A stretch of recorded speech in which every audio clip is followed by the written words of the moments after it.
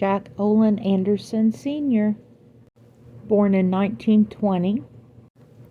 We are here at Pocasset Cemetery in Grady County, Oklahoma. We're here to put a flag on Mr. Anderson's grave. Mr. Anderson worked and rose to the rank of Staff Sergeant during the Korean War. The Staff Sergeant is the first level of the NCO ranks in the Air Force. The Staff Sergeant is considered a craftsman with specific NCO supervisory responsibilities and may hold either a 5, which is a journeyman, or 7, craftsman skill level. In 1952, his pay and allowance would have been somewhere between $206.39 to $214.03 a month, based on years of service. That's right. He was fighting for the rights and freedom of the South Korean people against the North Korean communist rule for probably $214.03 a month. Gasoline prices in 1952 in Oklahoma was 27 cents a gallon.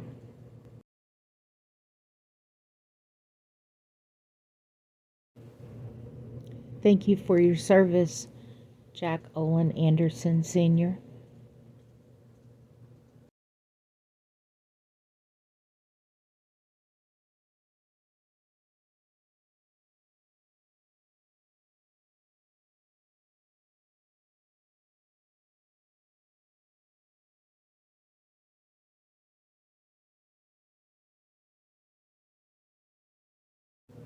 The United States Air Force went to battle with the Southern Koreans in the Korean War in 1950 through 1953. The UN demanded North Korea's immediate withdrawal, and when it was not met, United States Army General Douglas MacArthur was appointed Supreme Commander of UN forces to hold the rapid progress of the North Koreans into the South Korea. The Korean War was significant in the fact that it was the first war in which newly independent United States Air Force was involved. It was the first time U.S. jet aircraft entered into battle.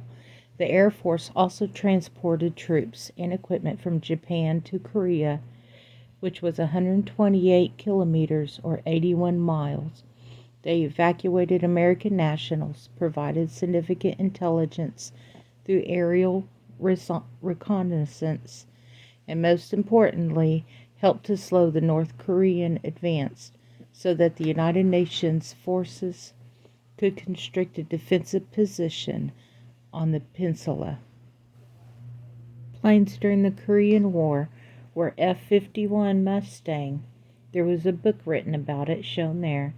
It was seen obsolete but quickly changed when the United States Air Force rushed 145 of them to the theater in 1950. F-82 Twin Mustang pictured was the last American piston-engine fighter ordered into production by the United States Air Force. The F-86 Sabre was a transonic jet fighter aircraft, best known as the United States' first swept wing, initially developed for the United States Navy through the F.J. Fury program, F-U-R-Y program. The F-86 design was adapted to meet the U.S. Air Force's need for a high-altitude day fighter and interceptor. Introduced in 1949, Sabres were sent to Korea in late 1950 to answer the threat presented by the arrival of Soviet-built MiG-15s. Bomber B-26 Invader, the World War II era. B-26 Invader was the Air Force light bomber during the Korean War. The bomber B-26 was used by air crews to strike the enemy's storage centers and transportation safety. B-29 Super Fortress is an American 4-engined, propeller-driven heavy bomber designed by Boeing and flown primarily by the United States during World War II and the Korean War. B-29 used in day combat also excelled in low-altitude night incendiary bombing, which would start fires, destroy sensitive equipment used by the commies of North Korea. B-29 first flight was September 21, 1942, retired June 21, 1960. C-46 Commando. The Curtiss C-46 Commando was a twin-engine transport aircraft derived from the Curtiss CW-20. The C-46 Curtiss Commando was a pressurized, high-altitude airliner design. Early press or news reports used the name Condor 3. Used in 1942, first flight was on March 26, 1940. The C-54 Skymaster Douglas is a four-engine transport aircraft used by the United States Air Force in World War II and the Korean War.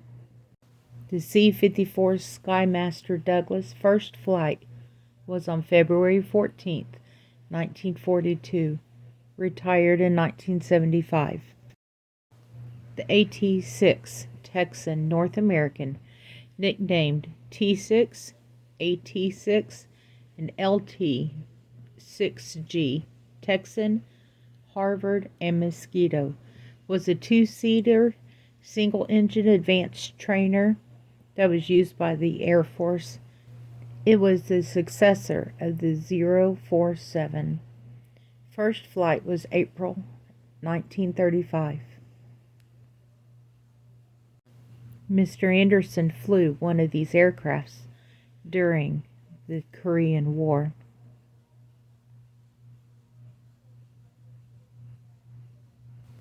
Backed by the communistic China and the communistic Soviet Union or Russia, North Korea was on the brink of victory against South Korea when America entered to help the South Korean people. Kim Il-sung, the communist leader of Korea, authorized invasion of South Korea in 1950. As with any war, casualties will happen, unfortunately. The war ultimately ended in a stalemate, but the U.S. reconfirmed her role as a global military power. June 27, 1950, the United States of America entered the Korean War.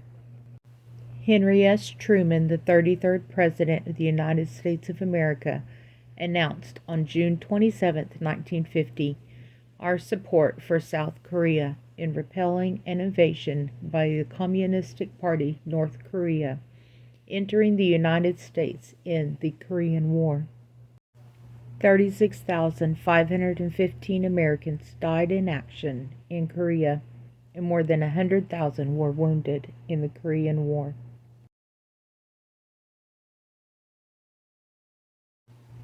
Staff Sergeant Jack Olen Anderson, Sr., passed away in 1990. Thank you for your service, sir. And thank you for keeping the South Korean people safe. He lived to be 69 to 70 years of age.